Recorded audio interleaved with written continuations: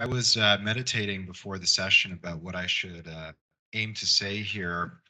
And when I looked at the discussion topic about whether disorder should be the new normal, I think one of the things that came to mind for me is the question of actually how do we measure how disordered things actually are? Because I think it's easy to think about things in a very short time frame, in a very short window. And by that I mean, I was born in the 1990s and born after the fall of the Berlin Wall. And when you think about something like that, I've only ever known a world that's been, I don't want to say relatively harmonious. I mean, there's of course been geopolitical catastrophes and geopolitical issues, but it's definitely not the world of my parents who grew up in communism or the world of my grandparents who grew up through a variety of difficulties. And then kind of in the last few years, we've seen a lot more disorder, whether it's been Trump, whether it's been the rise of authoritarians, COVID, all of these things.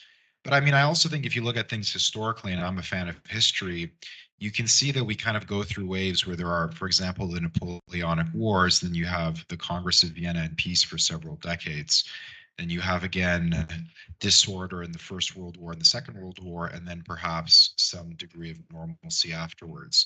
So I think there's before we kind of actually get into the question about is disorder the new normal? I think it's worthwhile to encourage people to be doing analyses that actually try to quantify, how much disorder is there today relative to perhaps how much there has been in the past.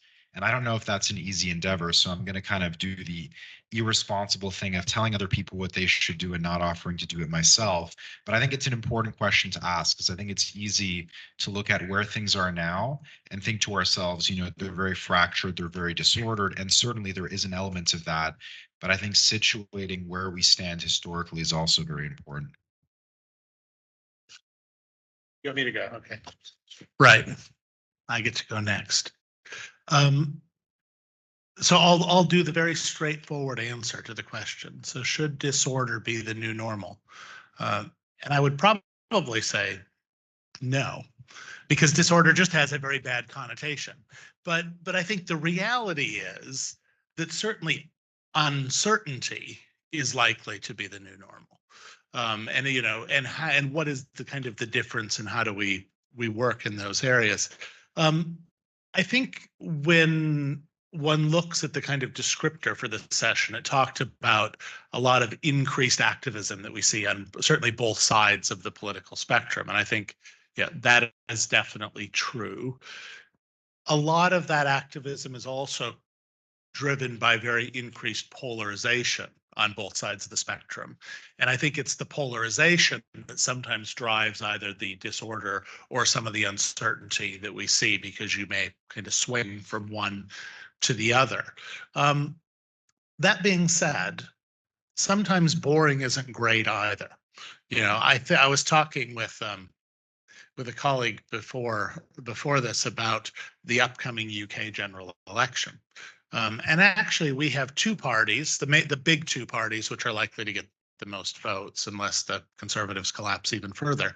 If you look at where a lot of their policy space is, there are differences, don't get me wrong, but they are nowhere near the sort of differences that we saw in the UK at the last general election.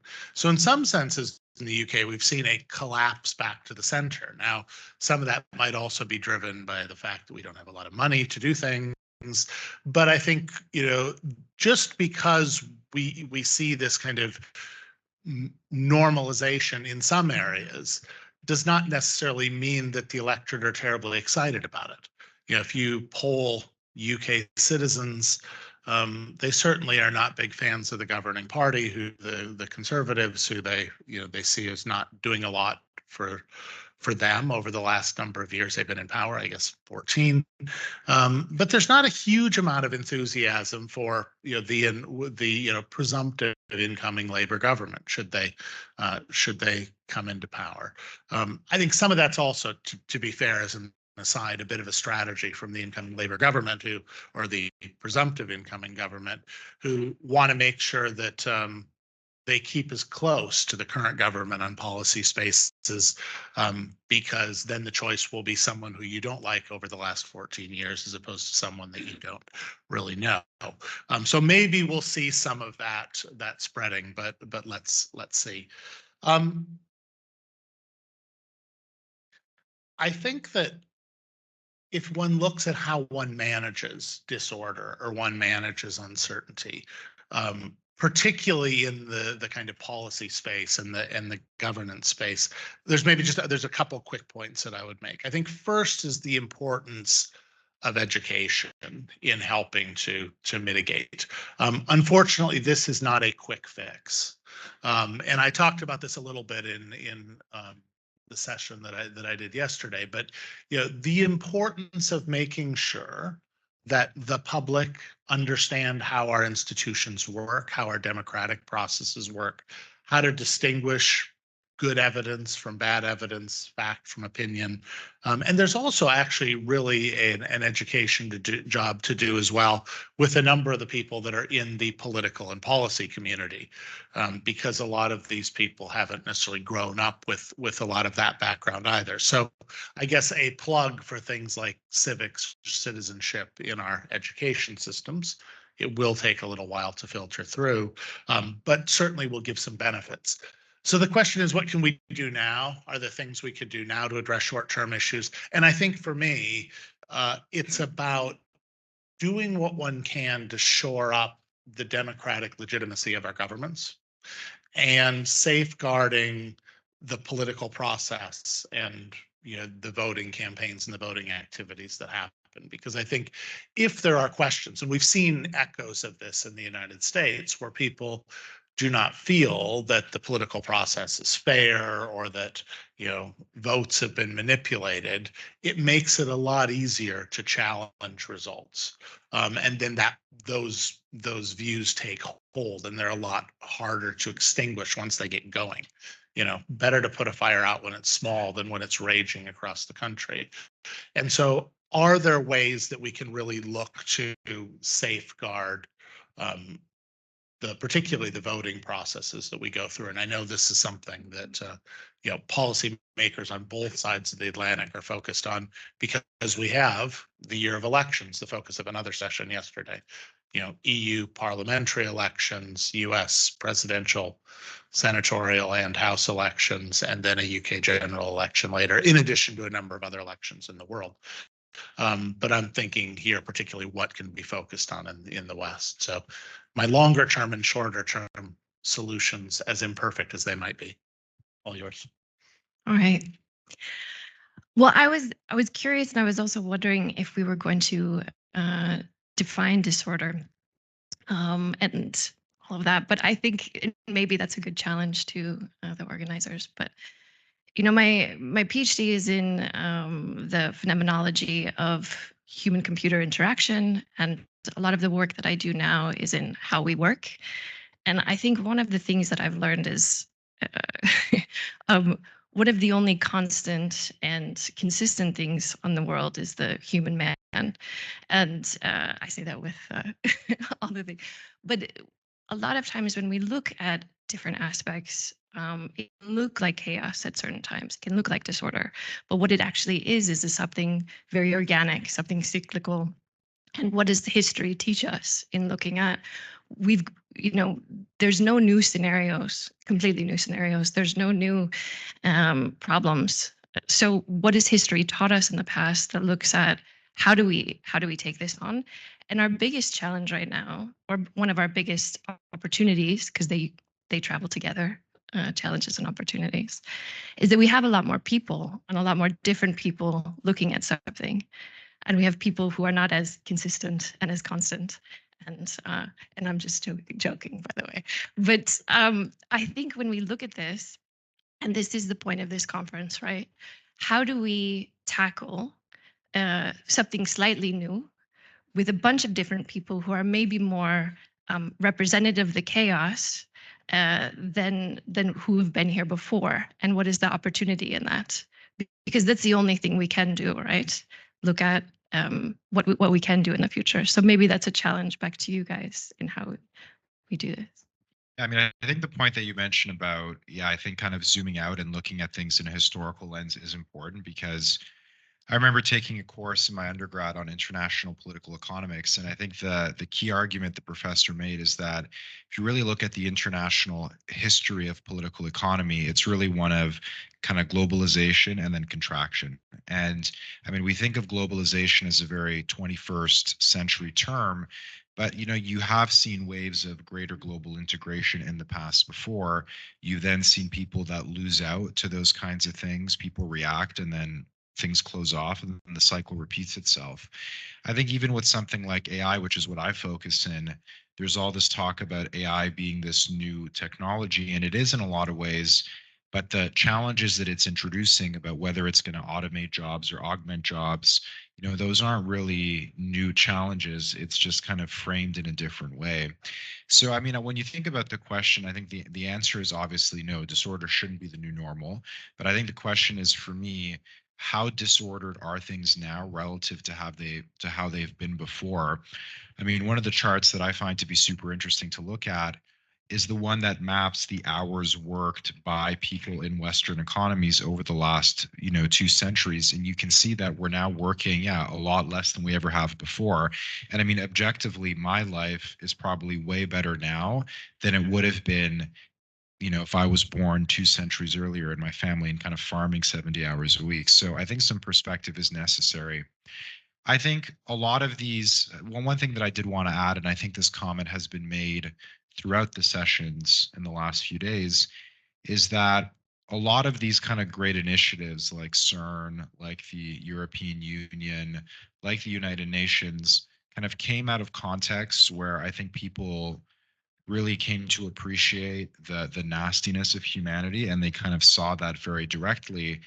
And I think, funnily enough, these institutions in some sense have been very successful because we haven't had as much conflict, I would say, or a conflict that has been as deadly as some of the ones that we've seen historically. But I think when things go well, sometimes you forget, why you did these things in the first place. And I think if you look at a lot of Western liberal democracies, young people now are much more willing to express interest in authoritarianism and fascism than they ever have before. And I think part of it is not because they legitimately feel these are good and valuable views, but because they don't realize, where this could actually go. Like, I think there's a lot of Republicans, for example, that I see that are supportive of Trump, that I think for them it seems like a bit of a joke or a bit of comedy without necessarily realizing what happens when you enable someone that is very comfortable to kind of engage in authoritarian activity. So I think the point that I'm trying to make here is, for me, I answer the question, we shouldn't have disorder be the new normal. And I think one of the challenges here is, what do we do moving forward to ensure that things are harmonious, especially as we move further and further away from some of these kind of generational conflicts that inspired some of the very peace preserving institutions we have in the first place. Yeah. One of the good things about conferences like this is, for me, it reinforces the value of multidisciplinarity in having these discussions. And I think the history point is well taken. And in the area of the use of data and facts in public life, Rand has looked at this previously, and one of the ways that Rand did this was take a historical approach, because there have been points, and I'll speak about this from a US perspective, in American history, where we have had similar challenges around disinformation, facts. When newspapers became popularized, not everyone thought this was a great idea, because they were able to print all the sensationalist stuff. And they were also able to print all kinds of information that other people didn't know, but it threw up issues that society then had to deal with. And I suppose the good news is that societies have found a way to deal with some of these challenges over time. It's just that when we get the new challenges, someone said, and it's almost certainly not Mark Twain, but he's given every quote, so I'll give this one to him as well. History doesn't repeat, but it rhymes. And I think one sees this again in the context of disinformation, disharmony, uncertainty. And part of the answer is looking to what we've done before, but it's also pulling on the both the human creative spirit, but also the power of technology and volume that you've flagged. Yeah. And I love the point that you made about the younger generation kind of voting for someone because it was a change. And I think there is that, we see that with younger generations and that impatience and that drive for change. And it can go towards something that is much more harmful or much more impending than they think it's going to be. But that urge to change something can be put into the wrong direction.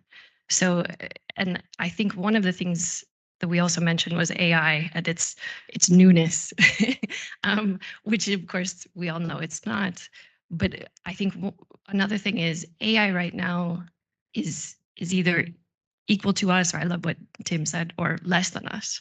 And so, is there an opportunity for AI to be programmed to be better than us, to be aspirational, to be less biased, to be more problem solving, to be less focused on problems and more results focused? Is that possible? I mean, I think it would. I think it would certainly. I think it certainly is. But I think the problem is, I mean, any technology that you create, I would always argue, is less about the technology and more about how it's actually mediated by humans. So there are fundamental kind of value decisions that come into play. I mean, I think one of the ways this is very clearly manifested is that there's now been a lot of studies that have looked at the political bias of some of these large language models, and perhaps unsurprisingly, a lot of them are kind of center left, at least in kind of an American and UK political context. So, I mean, and I wrote an op-ed about this once, but you can imagine a world in which in 10 years, there's going to be a Fox News GPT, an MSNBC GPT, and maybe it's just going to be a reperpetuation of what we already see. But I mean, again, the technology is new, but I think the question is still the same. What kind of values are we imbuing in the technology? What kind of things do we really want? I mean, the technology could really be a game changer if you think about a lot of its productivity gains. And I talked about that chart where you see people are now working a lot less than before. Maybe we could realistically have a world in which, we're just going to have to work 2-3 hours a day, perhaps a couple of days a week. I don't know if a place like the United States is prepared for something like that, because I think in the United States there is so much ethos that goes into, working. But the point I'm trying to make here is that any kind of technological development that you see is, again, more a question of what are our values and what things really matter to us. And bringing it back to the point about disorder, I think kind of in the early 90s, there was this, and kind of leading up to the fall of the Berlin Wall, there was, I think, a real clear juxtaposition in value systems. You kind of had democracy versus communism versus something else. And I think, sometimes when you win and when you kind of become a champion, you lose sight of the kind of hunger or the desire that motivated you to get to that level. And I think that's what you see to a certain degree in a lot of Western liberal democracies. Like, again, I think if you look at things from a historical lens, democracy is a real triumph. And thinking about, and sometimes I see people criticize the American project, and America is not perfect by any means, but like what it stood for when it was created, I still think if you zoom out historically, was pretty impressive. But again, it's one thing to read about that in a history book and appreciate it, and another thing to kind of have a lived experience of Nazism, communism, Stalinism, and to remember that these are negative things that we should not be moving towards. And it's not clear to me how to deal with that necessarily.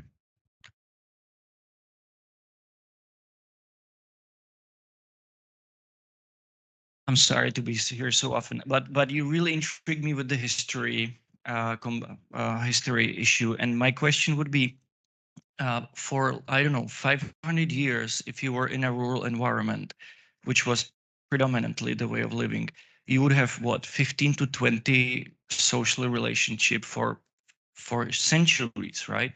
Now within the span of 20 years, almost every single person on Earth has the ability to have thousands of social relationships. And even though they are digital, they are still real. You still feel real embarrassment from being somehow mocked on social media. So the first question is, how does this play into the cards of disorder, this dramatic increase of social interaction that your brain has to deal with? And the second question is, could the generative AI start shutting us up from these complex interactions because you actually start talking to some sort of single environment, and that could actually relieve some of that social kind of chaos and pressure? That's, I'm thinking too far, but that's what really struck me as an interesting thing. I liked that question.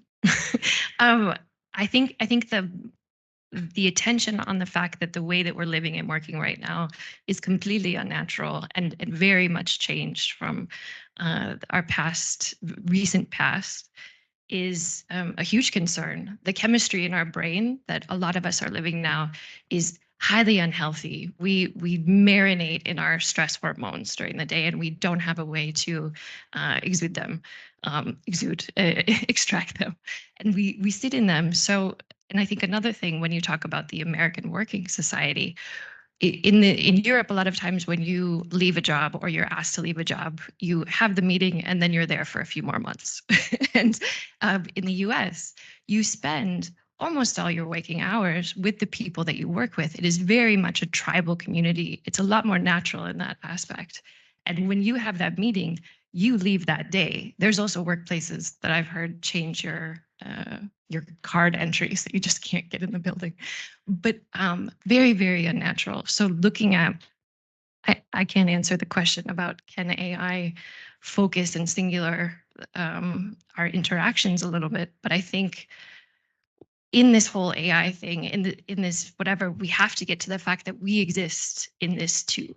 It is a technology, it's math and it's code, but the goal is not for technology to work on its own without our interaction, without anything from us. That's a Will Smith movie, and that probably won't be made again, considering recent interactions. But I think this idea that we are living in something quite unnatural needs to be addressed. But isn't it also really interesting, the paradox of today, where arguably society is more connected than ever. You can have thousands and thousands of social connections through your social media accounts, at least if you're not me. I've got more than 15 or 20, but maybe not thousands. But at the same time, we have a societal epidemic around loneliness, and it's loneliness not only of people that are retired and feel kind of left alone by families, but it's a lot of people in their working environment as well. And there is something about how one is able to build within a society those meaningful social interactions that don't go overboard to the extent that you were talking about, but at the same time, don't move you into social isolationism. And I think there's the benefits and the challenges of these technologies, and they all work. The technologies work. They're great at addicting us to things. They're great at shortening our attention spans, and we are not as good as societies in figuring out how to regulate them, how to change our social norms, and how to thrive and flourish alongside them. Yeah, I mean, I would answer your question in a bit more negative way. Like, I don't think I'm super optimistic about Gen AI serving as this replacement. And I think I would actually really agree with the point you made that I think humans are biologically programmed by kind of thousands of years of evolution. Like we lived as a species for thousands of years in a completely different environment than the one that we live in now. But I still think our bodies are programmed to operate in that kind of environment. And if you look at the field of biology, for example, there's a lot of research about the importance of circadian rhythm in health. And that's obviously something that is thrown off a lot when you live in cities and you have access to light at all hours. And it sounds very trivial, but again, there's a lot of research that supports this well. And I think about the comment of, I juxtaposed on the one hand what my life would be like if I was born 200 years earlier. I'd probably be farming 60 hours a week. But yeah, exactly. But I sometimes wonder if I don't want to say might not be happier. I think it's always like a grass is always greener thing. But I think sometimes in those kind of environments, you don't really have a lot of choice in life, and you're kind of, you know, if you're born a farmer, you're probably going to die a farmer, but you know that that's what your path is in life, and you can find contentment in that. You interact with a lot of people, you have these very real in-person engagements, and I'm not really convinced that like Gen AI is ever going to be a substitute for that. And I mean, sometimes I see these companies like OpenAI. I think there was one executive there that was really boosting a lot of their models on the grounds that, like, you know, we're going to have GPT therapists for everybody. And I'm like, people don't go to therapy. So like, you know, if therapy could be achieved by like giving you answers to what to do, you know, people would just Google how to feel better. But I think a big part of therapy is just kind of opening your heart to someone that's human and who wants to listen. And I think we're programmed to be social creatures, whether we're introverted or extroverted. And I don't think we could deprogram that anytime soon. And I don't think AI is going to be a good substitute for that. And I think one of the most compelling sources of evidence for my point is a lot of the data that now is coming out of people that are younger, people that are born in the 2000s, that were kind of born with phones, born with kind of internet access. And these people are very depressed, very anxious, a lot more suicidal than ever before. And I don't think we have to think too hard as to why that is the case. So in some ways, we're more connected than ever before, but it's not really about, I think, the number of connections you have, but the depth of connection. And I think in the past, it was much easier to have that kind of depth than perhaps it is today. Well, and you mentioned your birthday, so I'm going to take it as free reign. We're almost done, but I think one of the things that we talked about is the loneliness, and actually, it's because you're either a millennial or you're Gen Z. The Gen Z community is the loneliest generation that we've had, and the most technological. And I was challenged. I was interviewing a Gen Zer and somebody who represents Gen Z, and they said there's a huge pushback now and a desire in the younger generations for a simpler time and a rejection of technology, which is something I don't think the older generations realize. I think we think you're glued to your phone and you love it and you should just go to a bar and meet somebody like everybody else did. And I think there is something interesting about that we can do. But in reality, the older generations are better at the human connection and the face-to-face interaction, and the younger are better at the technology but yearn for that. So I think there's a lot we can learn from each other.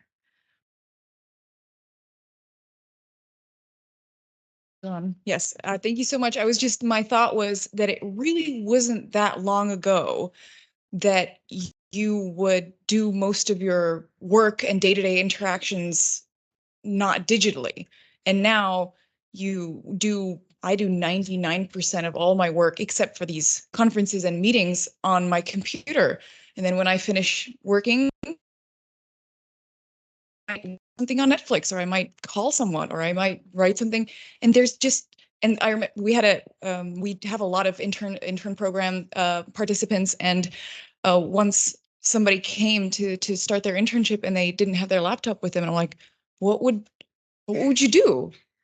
And it was fine, like you provide them with a laptop, but I was like, this is really interesting. Like it wasn't that long ago that we didn't work on our computers. Everything was digital. I think there's one quote that comes to mind, which is, you know, 20 years ago, the internet was an escape from reality, and now the real world is an escape from the internet. Like, yeah. I think, you know, things have changed. So thank you so much to our panel.